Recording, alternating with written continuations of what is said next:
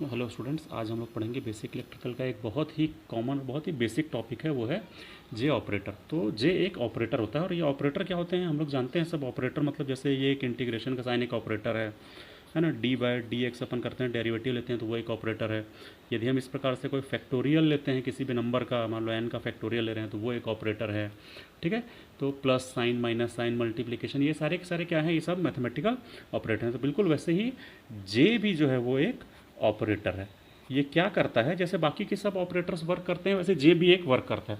जैसे मान लो कोई भी एक मैं नंबर लेता हूँ, एक नंबर ले रहा हूँ, एक for example 3। 3 is a number. ठीक है, यदि मैं 3 का इंटीग्रेशन करूँ तो क्या हो जाएगा, वो 3 का बन जाएगा, 0 बन जाएगा। क्योंकि 3 का इंटीग्रेशन होता है 3x। ठीक है, तो क्या बन जाएगा, 3x बन जाएगा।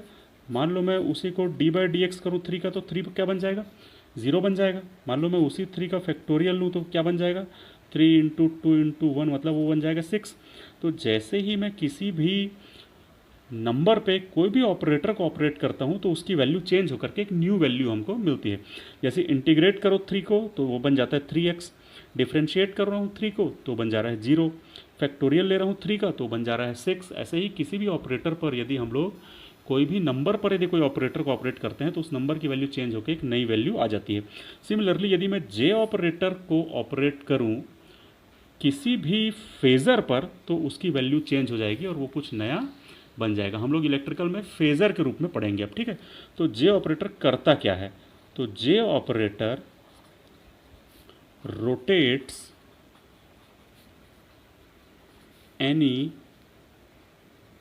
Phasor by 90 degree in anti clockwise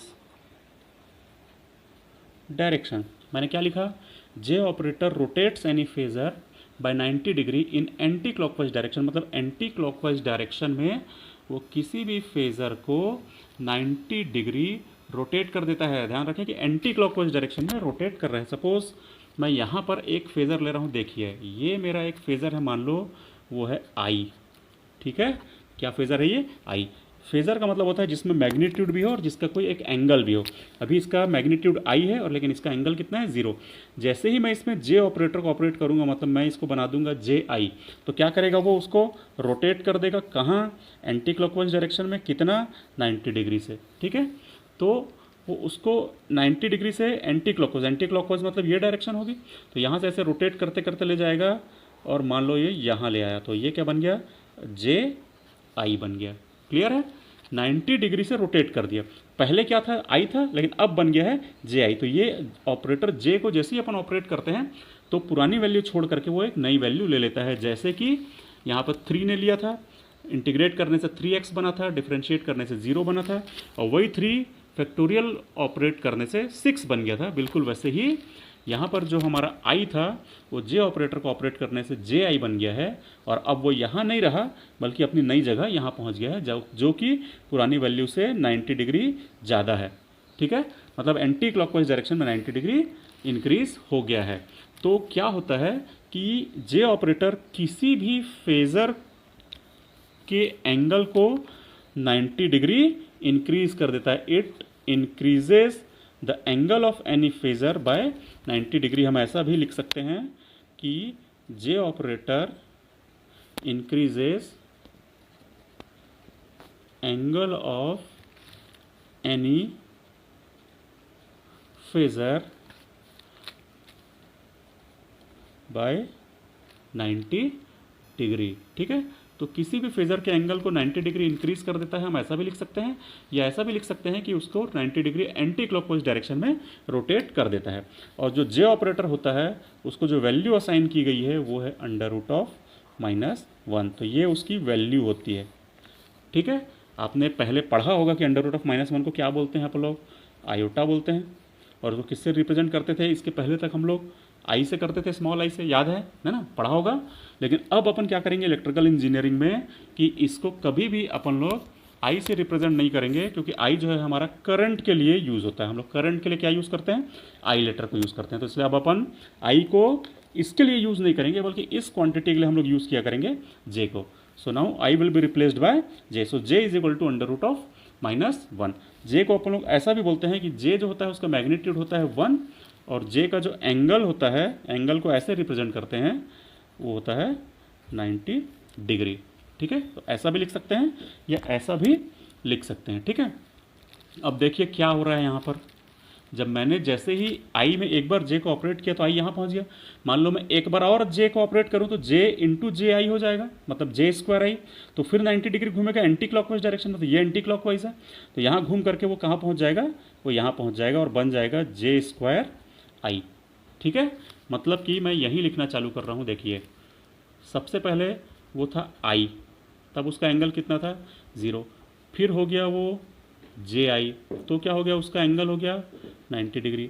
अब हम कर रहे हैं जे स्क्वायर आई, तो उसका एंगल कितना हो जाएगा 180 डिग्री, क्योंकि एक बार जे करने पर 90, एक बार और जे करने पर और 90, तो 90 90 180। देखिए पहले यहाँ था, अब कहाँ पहुँच गया है, अब घूमते घूमते यहाँ पहुँच गया है 180 डिग्री हो गया। इन दोनों के बीच का एंगल कितना हो गया 180 डिग्री। तो आई और जे स्क्वायर आई के बीच में कितना एंगल होता है 180 डिग्री। ठीक है, एक बार और यदि अपन उसमें जे ऑपरेट करें तो यही घूमते घूमते यहाँ पहुँच जाएगा और ये क्या बन जाएगा जे क्यूब आई।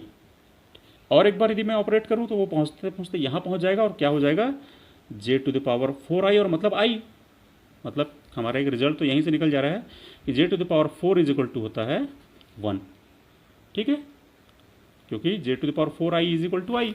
ठीक, अब उसी को अपन लोग यहाँ पर एक बार मैथमेटिकली समझने की कोशिश करते हैं। ध्यान से देखिएगा, ये दोनों चीज़ें अपने को साथ साथ दिखाई दे पाएँ। ठीक है, तो क्या क्या होता है देखिए, सबसे पहले वो था आई, जैसे ही मैंने उसमें एक बार जे को ऑपरेट किया तो बन गया जे आई। अब मैं आई को छोड़ता जा रहा हूँ। ठीक है, एक बार और यदि अपन जे को ऑपरेट करते हैं तो जे इंटू जे क्या होता है under root of -1 under root of -1। यहाँ पर अभी हमने वैल्यू लिखी थी ना, ये j is equal to under root of -1, तो j इंटू जे क्या होगा under root of -1 into under root of -1, तो कितना हो जाएगा -1। तो इसका मतलब क्या हुआ कि जे स्क्वायर इज इक्वल टू होता है -1।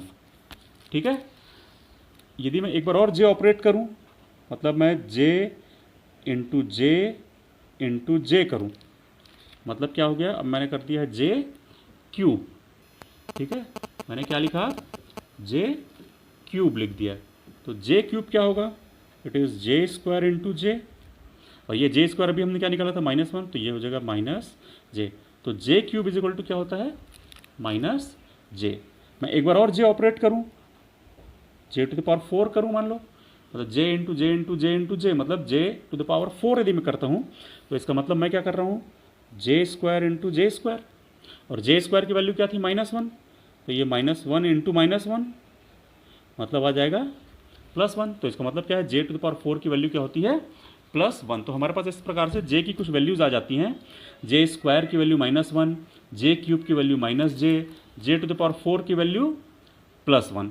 ठीक है, यदि अपन 1/j निकालें तो 1/j क्या होगा, देख लीजिए, मैं ऊपर नीचे j से मल्टीप्लाई करता हूँ तो ऊपर भी j और नीचे भी j, ऊपर नीचे j से मल्टीप्लाई किया तो नीचे क्या होगा j स्क्वायर मतलब -1, तो ये कितना हो जाएगा -j। तो 1/j भी कितना होता है -j के बराबर होता है। ठीक है, तो इस प्रकार से j की कुछ बेसिक अपने को कैलकुलेशन अरिथमेटिक चीज़ें जो हैं वो मिल जाती हैं कि j की वैल्यू क्या क्या होती है, और वही चीज़ को अपन लोग चाहें तो यहाँ से भी देख सकते हैं कि जे स्क्वायर क्या था -1 आया था, है ना, और यहाँ पर भी देख लीजिए आई था इधर, और जे स्क्वायर आई जस्ट उसके अपोजिट, और अपोजिट चीज़ों को अपन माइनस बोलते हैं, इधर प्लस आई इधर -i।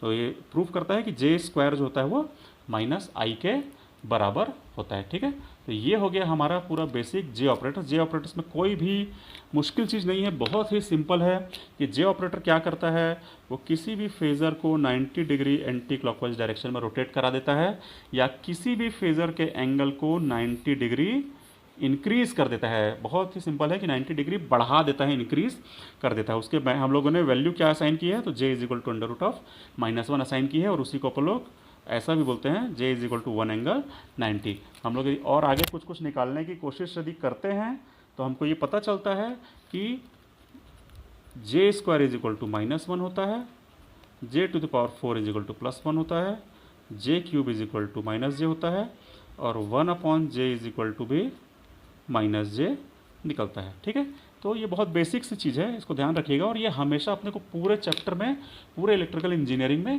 काम आएगी।